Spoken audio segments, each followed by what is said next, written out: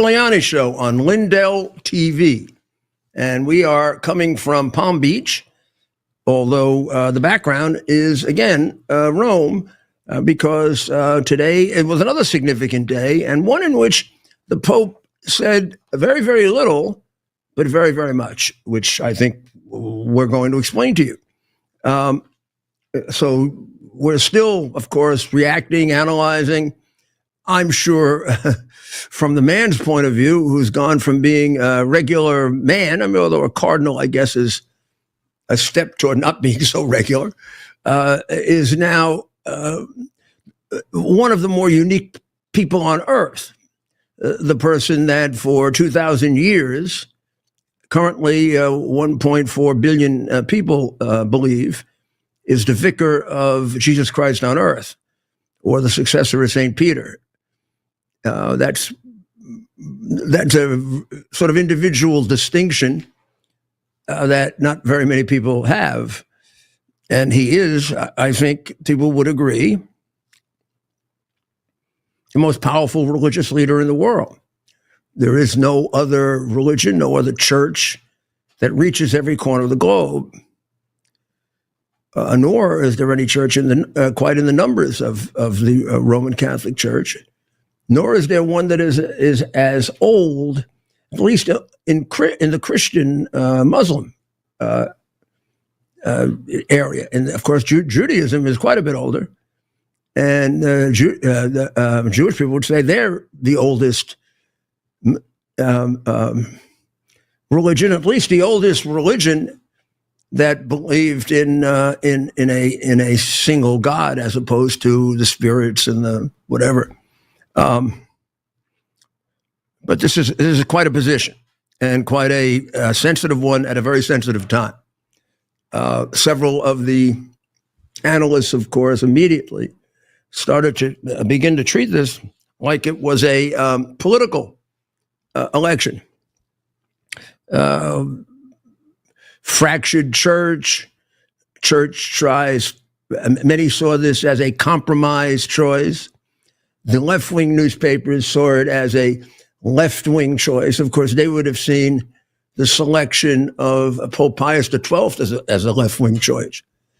They find something to lie about.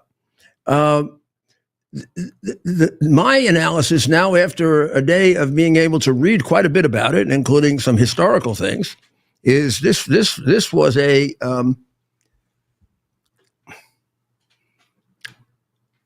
well, I'm going to go out on a limb.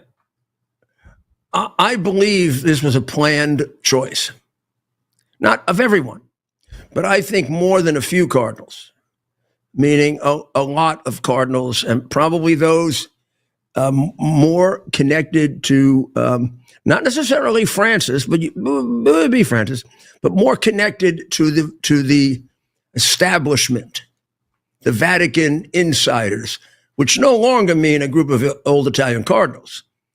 I mean, for example, Leo the 14th was a insider in the Vatican, new one, but quite influential. You have at influential levels in the Vatican, just about every one of the group of cardinals represented. You have African cardinals, you have South American cardinals, probably a few more than usual because you had a South American pope. You have some American cardinals. You have a man like this who's an American and also South American in a way, right? You certainly have a lot of Italian and European cardinals. You always do. And now we have increasing numbers from Asia. So it is a universal, diverse group, but it's a small group. And I think that small group had decided that they needed something as close to a person who could bring both sides together as they could get. Cardinal Parolin, who's the Secretary of State, had the misfortune or the difficulty, if he considers it that, he may not have wanted to be Pope, of being the Secretary of State, which means it's almost like they don't like you to be in an acting office if you're going to be confirmed, because in those 3 or 4 months of being acting, this may have happened to U.S. Attorney Martin, right? you do a few things or say a few things that can get you in trouble. If you're Secretary of State of the Vatican, you're going to have the advantage of everybody knows you. You may even have the advantage that everybody has confidence in you and likes you. But you may be controversial, and he was, largely because of the decision over China. And the second, number 2 candidate, Tegel, had the same problem. Popular, very charming, probably more distinctively progressive than Parolin, but clearly identified solely and completely on one side. And the third choice that was when that went down to the wire was the same thing. Several of the other choices had been in the way you would do it in the church, critical of either the Pope or some of the directions that the Pope was moving the church in.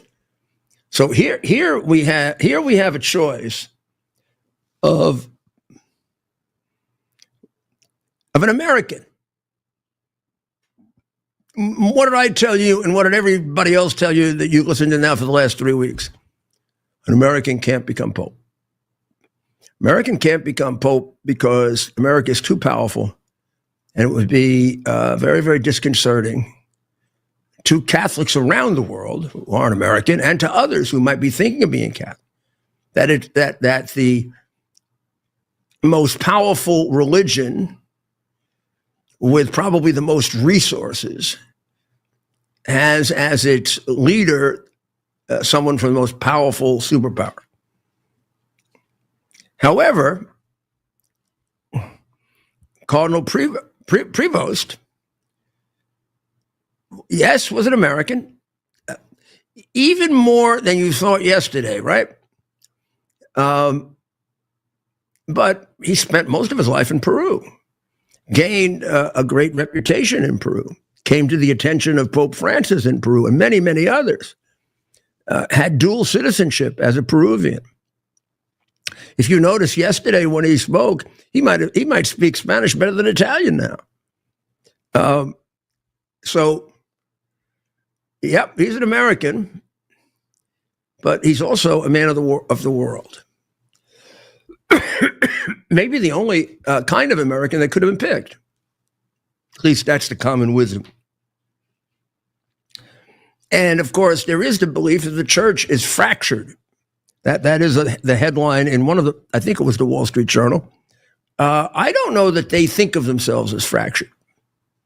There are debates about, long time now, married priesthood, women as priests, how to deal with the gay and lesbian community, from the point of, do you accept gay marriage? Do you have a middle ground like a benediction of a gay relationship, or sanctification of it, or recognition of it, or a service for it? These are controversial issues in which there are, I guess, to be described as traditional Catholics who say there shouldn't be women priests because there never have been. That would really be the argument. Or there shouldn't be married priests, but there you can't argue there never have been, because there have been, and there are. The Eastern Rite of the Roman Catholic Church has married priests. The Catholic Church, going back to Pius XII, which means the middle of the last century, has taken in Protestant ministers or Orthodox priests who want to convert but are already married. They're not asked to give up their family. And there are a small number of them all throughout the world. I think 100 in America. Mostly Episcopalian, lately Methodist. A few, maybe more than a few, in the Eastern Rite who move over from Orthodoxy to the Eastern Rite churches of the Roman Catholic Church. That really is a pretty simple move over, because they have their own They have their own patriarch, their own prelate, and you saw some of them dressed differently than the Latin Rite cardinals. So this choice is a bit of a, I would say, a bit of a inspired one. Great excitement. He's from America. Great excitement. He's from Peru. Great excitement. He appears to be a very charming and good man. He is clearly a brilliant man, which goes for a lot. And everything said about him is that he's just a really nice person. And look, we make lots of decisions based on appearance. This is spent a lot of time as a trial lawyer or prosecutor understanding that about the people I was prosecuting or defending. He made a good impression yesterday and today. It was a man who seemed like, how much can you gather from that, right? The robes kind of make it very imposing. Wouldn't you say, Ted, he appeared like a very nice man, just a nice guy. Right. I mean, let's forget that he was out there saying in nomine patris, Let's just say you just watched the whole thing. Right. You say to yourself, well, that's a nice guy. 100%. Yeah. The kind of guy. Sometimes you'll see somebody come out. Yeah. Say the term, I like the cut of his jib. Yeah. Right. He looks like a pope too. Right? Isn't that? And maybe that guy's a nice guy, but he doesn't look like one. Right. He certainly exudes nice guy. Right. Then when you go to the interviews, they're all extremely positive, including not just obviously his brothers, but his classmates going all the way back 30, 40 years, 50 years to Villanova. So he's from Chicago. Dad is a combination French of French Italian, which is an interesting combination, isn't it? You don't get in America. We think of Irish Italian. That's a big combination. New York Italian Greek is a big combination. New York, in New York, yeah, and in America, yeah. The Irish Italian. Oh, there may be more kids now that are half Irish and half Italian than there are kids that are Irish or Italian. Over generations, they mix. My kids are Italian and partially Irish. They're also partially Czech. Oh, but that also exists. Right. So then you'll have intermarriage between the other Catholics, like Irish, Polish, Italian, Polish. But it seems like maybe New York is different. But it seems like Irish, Italian is the dominant intermarriage of Catholics. Like Christopher Anthony McDougal. Oh yeah, get over here. I have a cousin, Ryan Giuliani. Oh, right. Ryan Giuliani. The mom's Irish. The father is my younger cousin. Right. I also, another cousin of mine is married to a Greek Orthodox girl. So I guess New Orleans is the exception. Why? Yeah. What's his connection to New Orleans? Well, the French. Right. Oh yeah. Which is where I think bring him back to the Pope. I think the family may have been originally come through New Orleans, right? Where a lot of Italians came through to their disadvantage. Right. That's where Italians got home. Yeah. That's where Italians turned out to be the second most lynched group in America, next to blacks. Right. But the family did go through New Orleans. Probably the dad's family we're talking about here. I think. I don't know that there was much Spanish migration through there, but there was a tremendous Italian migration. And French, certainly a lot of French. And French. And you will find big Italian communities still in New Orleans. Yeah. Are they segregated? And in other parts of in other parts of Louisiana. Is it segregated still? No. Quite down there? No. Not No, and they're intermarried. Okay. That may be where you get the Italian-French combination. So the Pope was brought up, seemed to be like a regular, your basic regular kid in class in Chicago. And can we get the side of Chicago he came from straight, guys? Say it again. Can we get the side of Chicago that he came from straight finally? Well, we do know he's a White Sox fan. And Yeah, that but would they tell say- us it's the South Side. Where Yeah, but St. now Mary's. they say he was born on the North Side, and it was unusual that he was a White Sox fan. Okay, well, that was a hey, new- I know somebody else like that. Where Where were you born? I was born in Brooklyn, and Who was the baseball team at the I time? am an out of control Yankee fan. And you were surrounded by Dodgers fans as a young You man. know how enthusiastic I was about Trump and all the things I did, and how loyal I was. That's why I am with the Yankees. Pope Leo XIV, originally Robert Francis Prevost, grew up in the Chicago area, specifically in the south suburban town of Dalton. That's South Side. Yep, I got South Side on my research here. Now, am I correct that the South Side of Chicago is Italian? Let me look at that. I do it's know there's, heavily African American. and I believe Chinatown is on the south side. But we're gonna look. I think Chinatown's close to the ballpark, if I remember correctly. Which ballpark? So whatever U.S. Wrigley? Cellular Field is now called. No, the home of the White Sox, which they keep changing the name. You know, a lot of people don't even. I mean, the Cubs more than even the Yankees and the Mets. Although the Yankees during the Jeter Torre era really dominated in a way they never. You mean the never city? did. Yeah, I don't know. I think they still dominate, but I mean, the White Sox really dominate. Right. Oh, you mean the Cubs?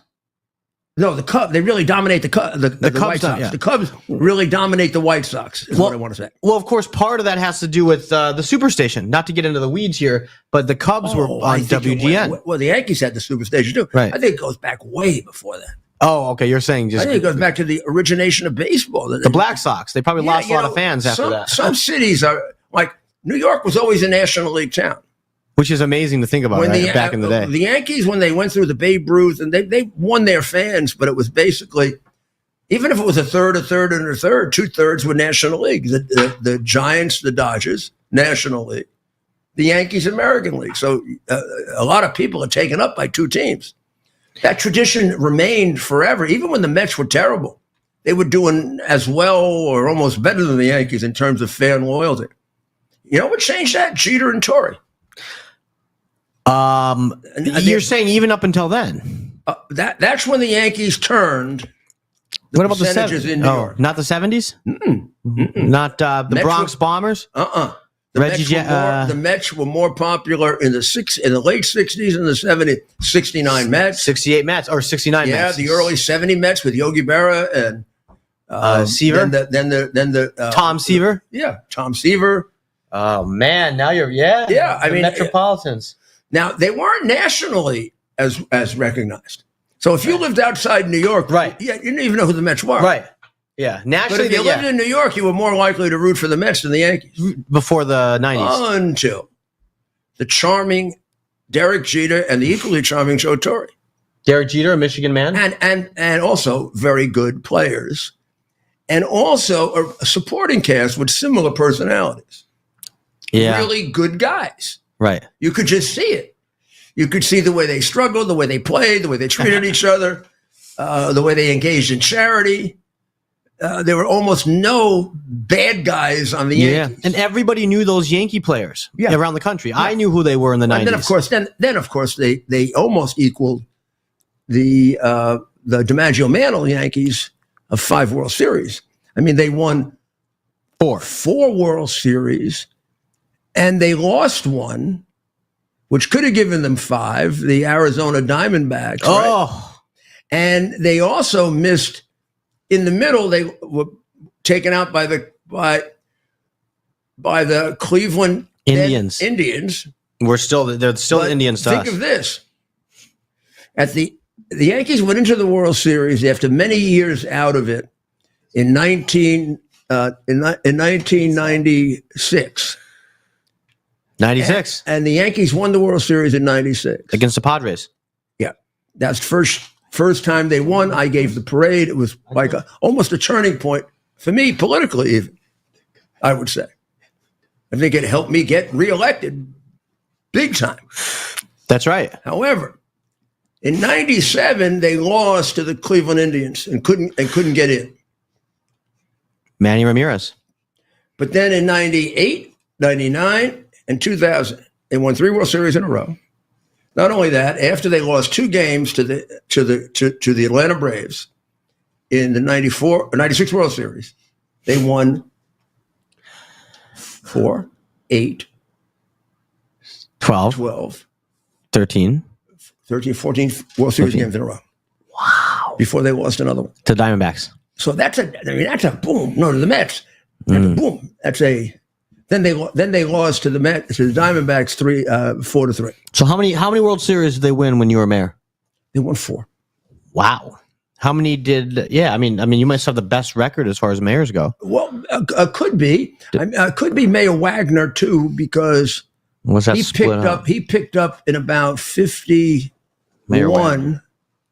So he would have gotten the benefit of that 51, 52, 53. Nope. He was a mayor from 54 to 65. Well, then how many World Series did he have? He come pretty close. 54 to 65? We'll do the... Yeah, we'll figure it out later. Yeah. Getting back to the Pope. We're doing too much time. Sorry. You start talking baseball with the mayor and you'll end up... Maybe we should point everybody to the board here and get them back on the... back on track. Back on the Pope. But there's a reason we're talking baseball. We have a Pope. We got a Pope who... Well, come on, put his brother on. His brother straightened it right out. Yeah, see there. That's what they were looking at while they were casting... Well, they were casting votes. That's what you look at beyond the altar. That's separating the good, the bad, and the ugly. Yeah. Well, and believe me, when you look down at the bottom, you don't want to be there. You're burning, babes. You are burning. And so let's play cut 2. This is the Pope's brother, presumably in suburban Chicago. We should set it up by explaining. Stephen knows this. Okay. He picked it up yesterday. The Cubs immediately claimed him as a Cub fan. That's right. Yeah, easy. Well, I mean, they put out a sign. They put out a sign making it appear he was a Cub fan. They did. If you look at his brother carefully, this guy's a baseball fan.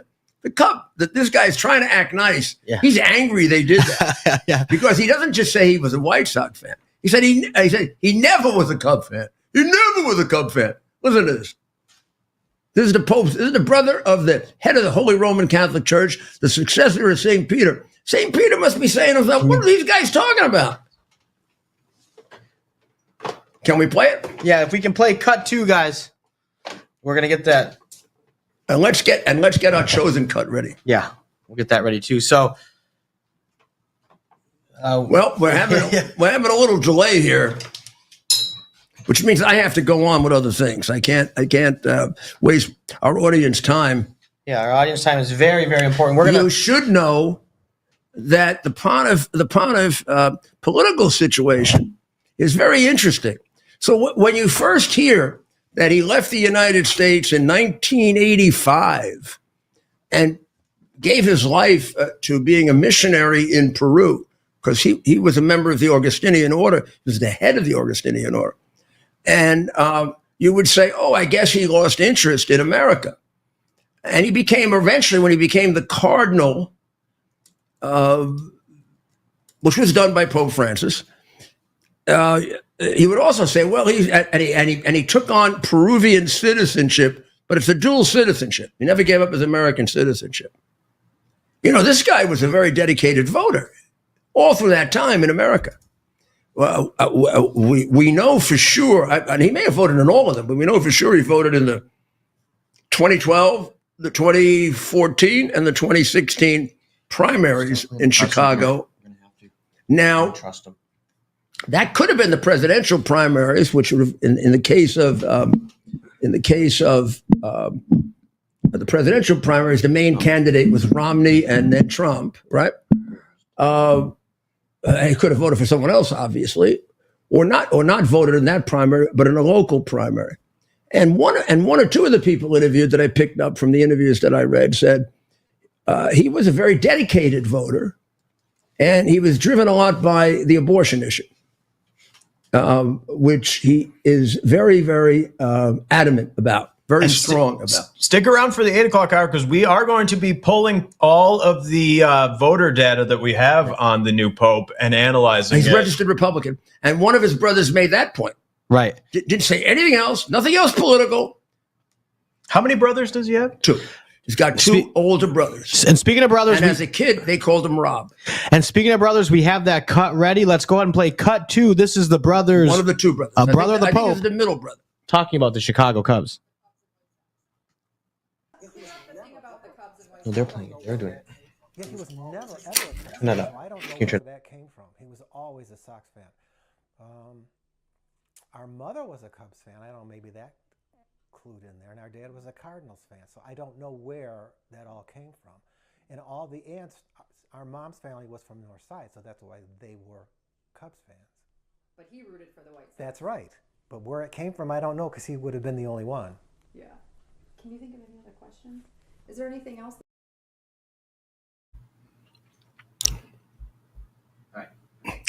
So, looks like it's a pretty serious issue. The way he did that, he seemed somewhat annoyed, right? He seemed somewhat annoyed. Play on here. Do we have the one where the brother says he's a Republican? We'll bring that up right now. Well, because I'll tell you, he's also been a critic of Trump. Not excessive, but one or two tweets. For example, his final post on X, and his I don't think.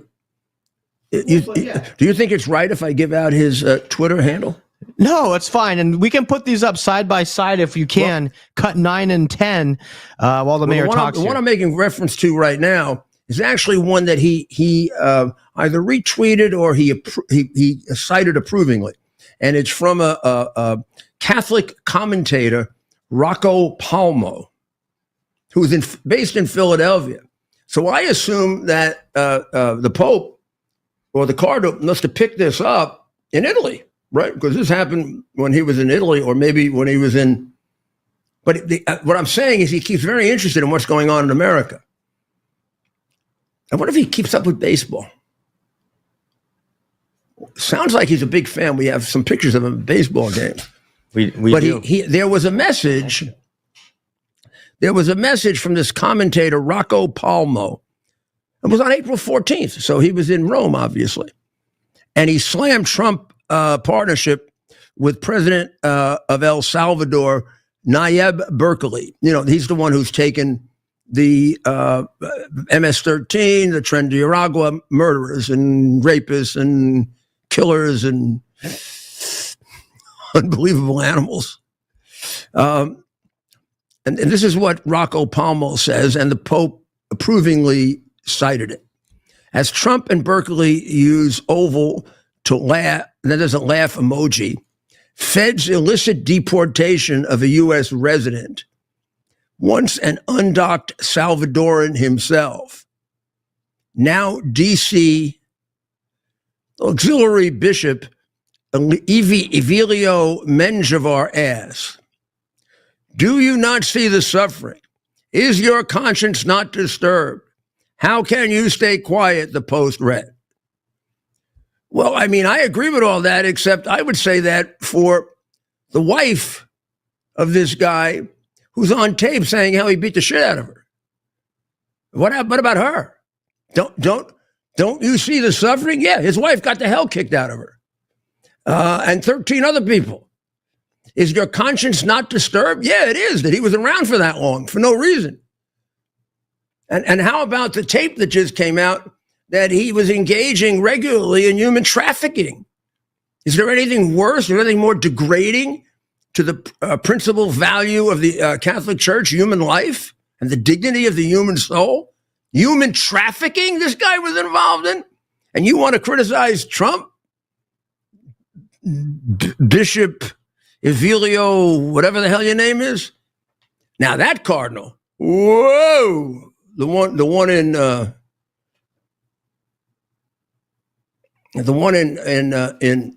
D.C. He might as well be a political commentator. But I really do think. Well, I'll tell you what I think in a minute. However, he participated in many elections as a Republican. And he then has another tweet. That was his last one. Right. And then he has another tweet criticizing mostly J.D. Vance. You can put that up next to the mayor. Cuts 9 and 10 of those tweets while you talk about it. So yeah, Mayor. So what was your kind of takeaway from these tweets, maybe not as much on the substance of them. But what was your reaction when I mentioned that he was tweeting, had some comments on domestic American politics? There we go. Vance is wrong. Jesus doesn't ask us to rank our love for others. Now, this is actually a theological dispute, do you know?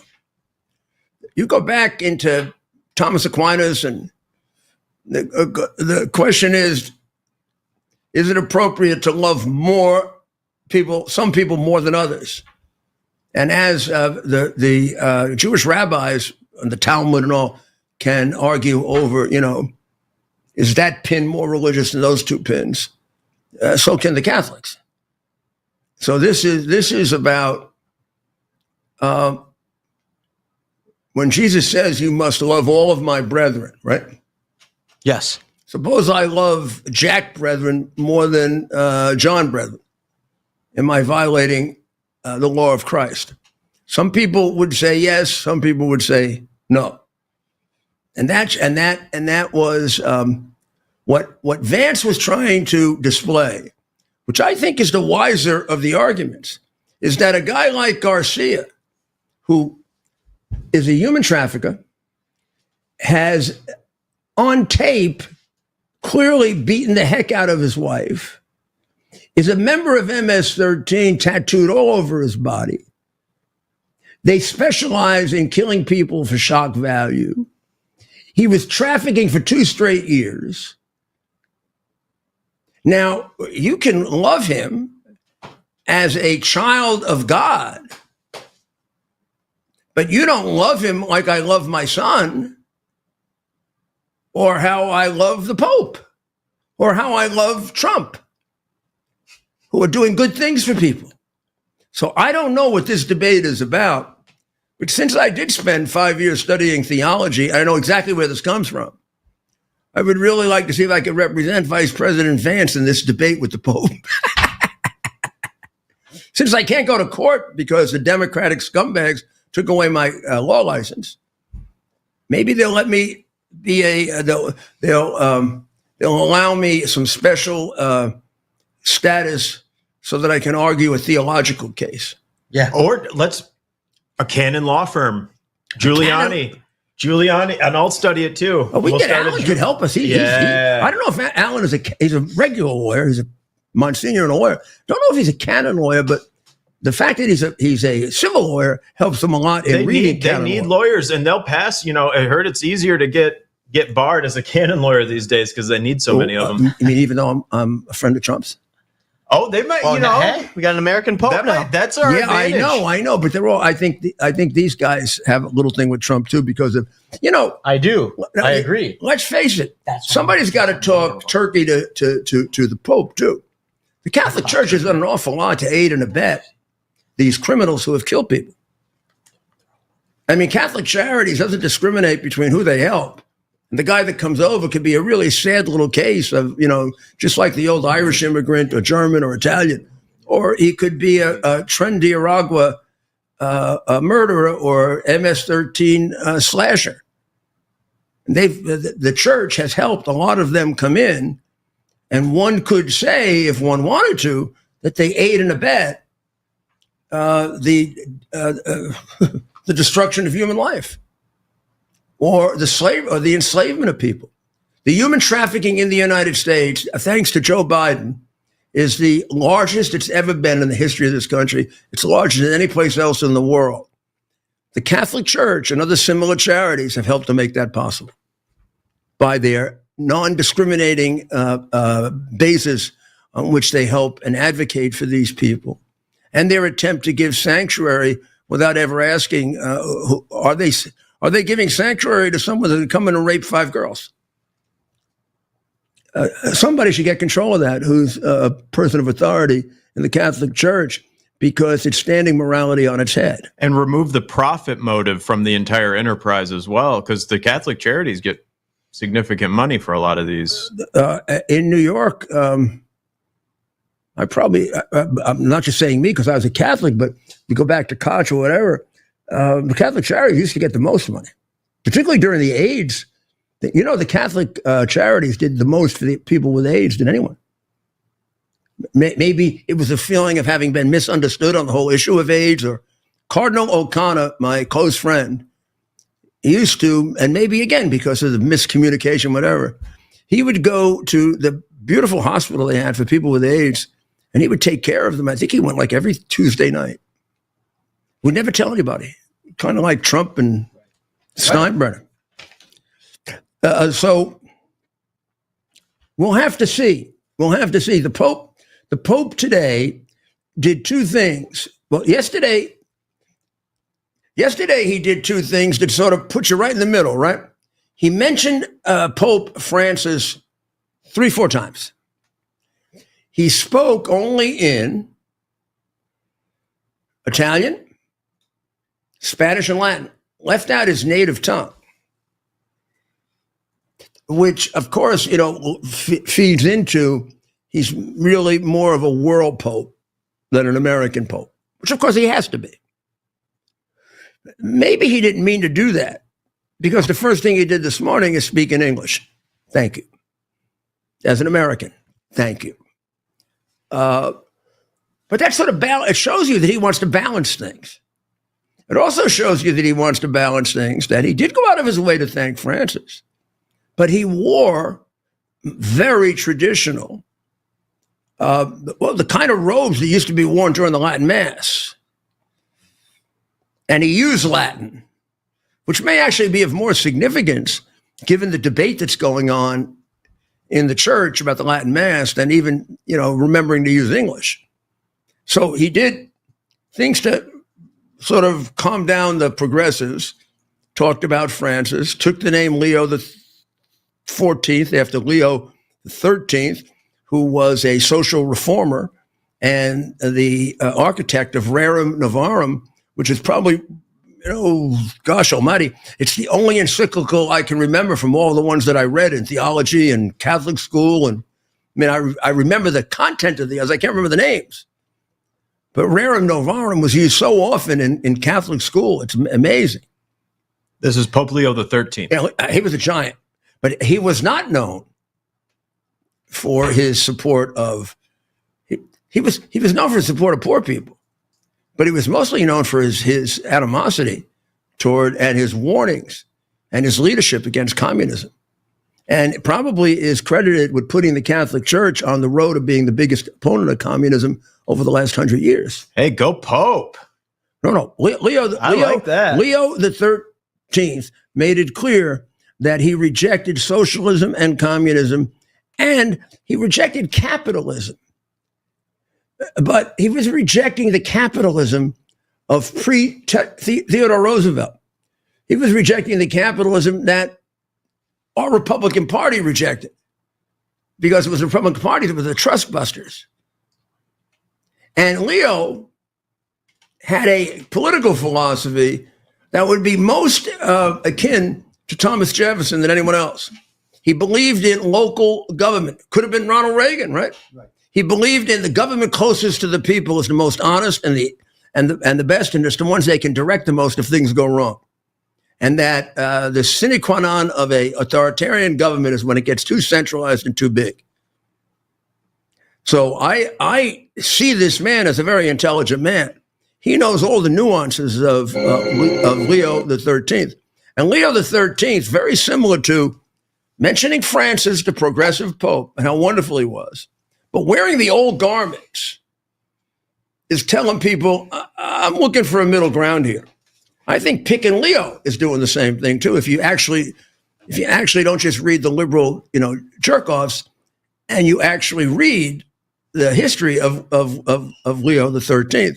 Again, very strong union man when unions were honest, and when unions were getting killed for organizing people, but also about as opposed to communism as you possibly could be. Clearly recognizing from day one that it could destroy the church and that we had to be their implacable foe in every place, everywhere. He also rejected socialism as a form of economic organization, everybody getting paid the same. So one more fun fact on Leo the 13th. He was the earliest born human ever featured on film, and I have a little bit of can you that play it? right here. This is Oh. he's the earliest born human being to be featured on film. And who knows what kind of records, Pope Leo the 14th is going to set. We don't know. He has a long tenure ahead With of him. AI, potentially. right? Exactly. So what a remarkable feat. You can actually see what a vital man he was, couldn't you?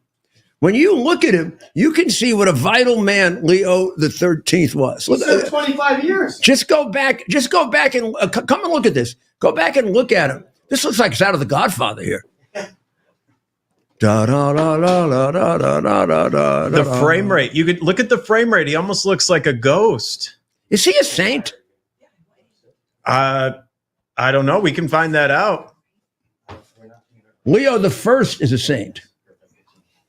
Leo the First is a saint because Leo the First drove Attila out of Rome.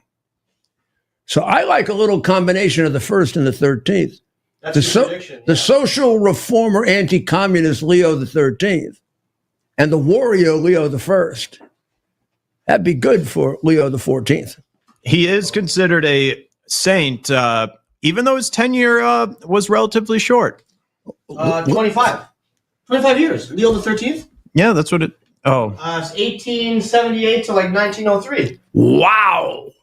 No wonder. I was talking about Leo the 7th. I typed it in. The fourth longest papacy. No wonder he was such a.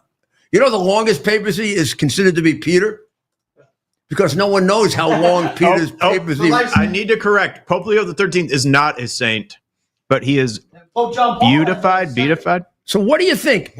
There may be a good chance he becomes a saint now. Right. With a pope. Point. Now we got to get him a couple of miracles. Right. Anybody here in for a miracle? We're going to try to get a miracle for Pope Pope Leo the 13th. He needs his 2 miracles to be a saint. Appearing in film. How beautiful! Right. My goodness. We have two guests of husband, wife, and daughter, and they are all so beautiful. I think they must be going off to some form of a party.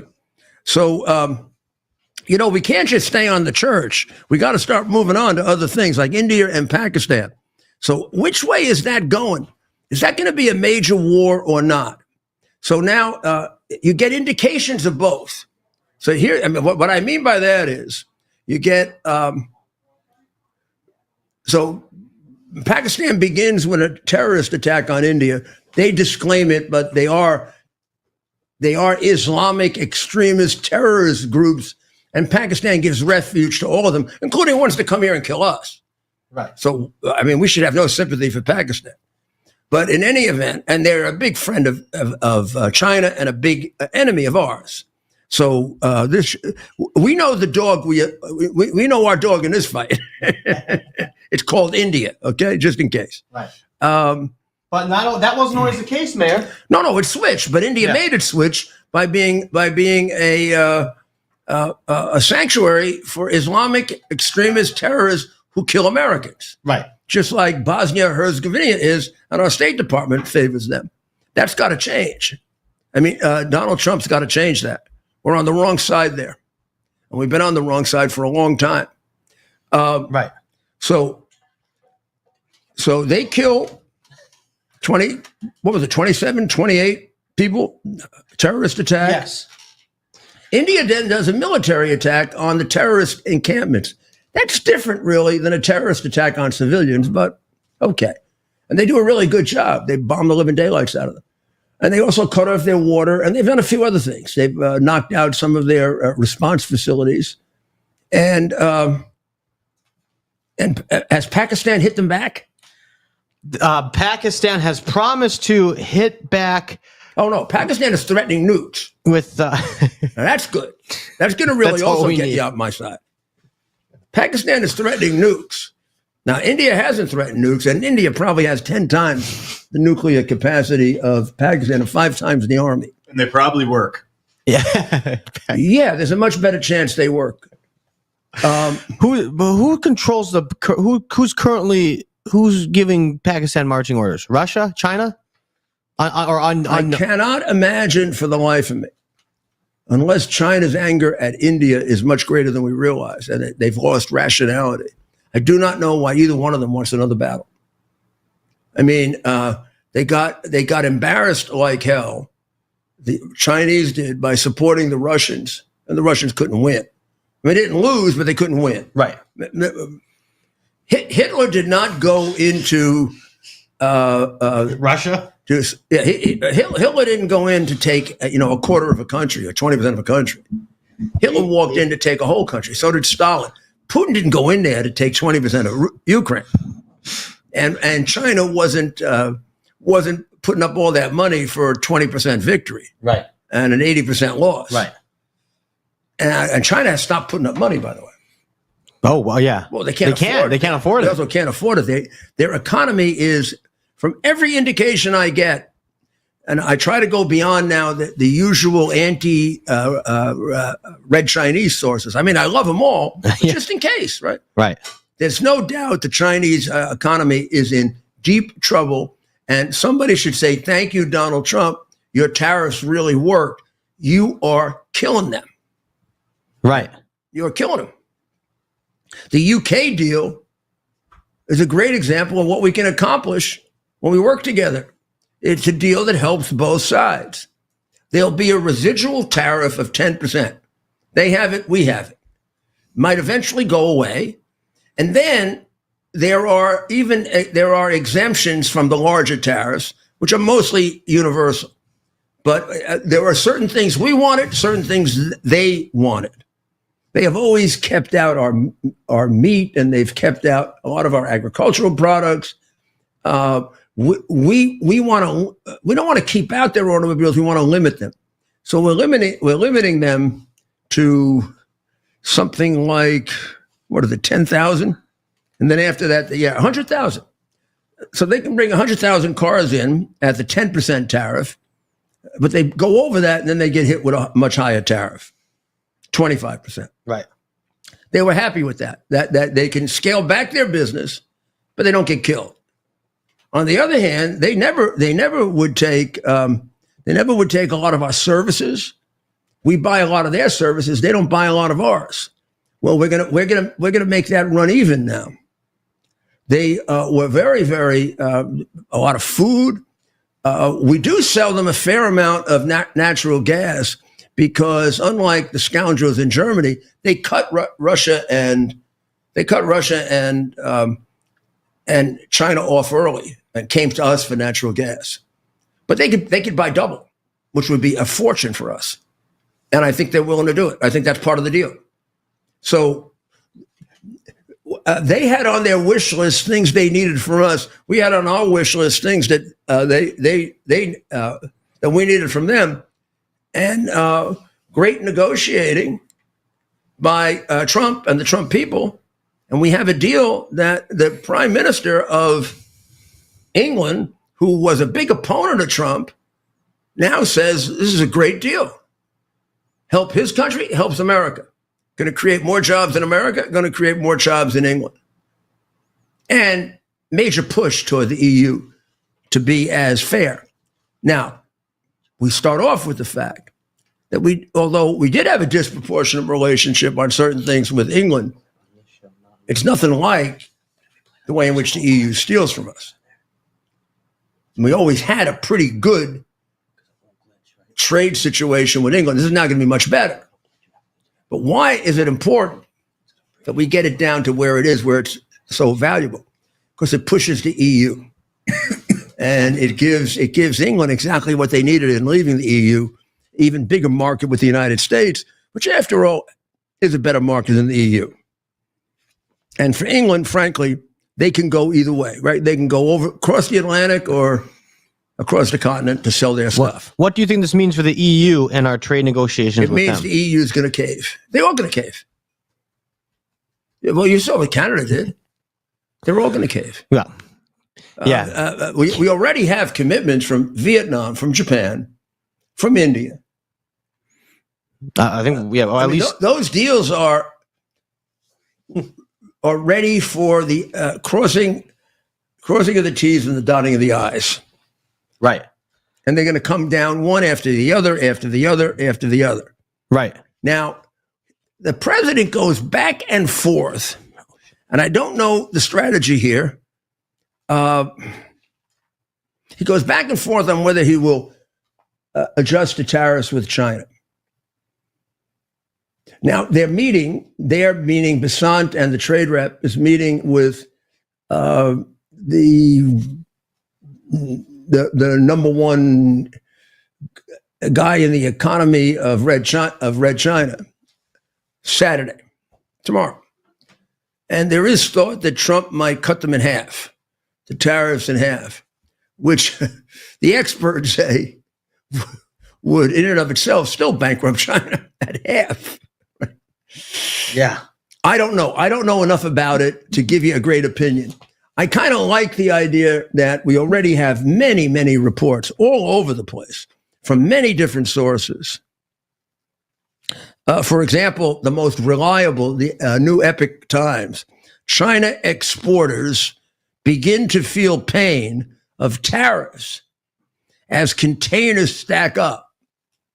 Don't we want that pain to be so overwhelming that we encourage the protesters who are trying to overthrow Xi Jinping, who may be in the process of being overthrown internally anyway, because there is, as also pointed out if you read the Epoch Times, there have been extraordinarily suspicious removals of people from the Red Army who were loyal to Xi Jinping. Now, they made it appear, some did, that Xi Jinping did it. There's also an equally strong analysis that it was done to him. This is the time not to take your foot off the gas. This is the time to keep your foot on the gas and keep those tariffs there. And let's see if we can really string out China. China, after all, China has been very aggressive here. They've put a very heavy tariff on us. They should pay for that. And they're going through a public relations campaign trying to destroy us with our European allies in particular. We should do a similar campaign against them. And we got plenty of material on China, don't we? So we are now at almost the time that we have to leave you for the weekend. We're going to see, this weekend is going to be a very consequential weekend, particularly given the meeting with regard to China. And there may very well be other things happening. Remember, the president announced when he was with the Prime Minister Starmer of England that there's going to be a major announcement on Thursday, Friday, or the weekend. He kind of suggested before he went to the Middle East, and it would be beautiful, big. I don't think he said huge, but he would have said huge 4 years ago. And he said it with Carney, who said, "I'm looking forward to it." Now, Carolyn made it clear today that it wasn't the agreement with the UK, and it couldn't be really. The agreement with the UK, even I predicted. So it's not really shocking. It's very good. We did it, but it's not like earth-shattering event. So I don't know what it could be. So we're going to close. And if you go to X now, I'm going to have Ted and me and Stephen give our choices like we did on treaties and like we did on a pope. And we'll see which one of us wins. And then you make your choice as to what this announcement is going to be. So you go over to X, 8:00, just a few minutes, just gives me a chance to take a bite of something. And we will be right back. God bless America and God bless Pope Leo the 14th, an American. God, I forgot to say God bless America.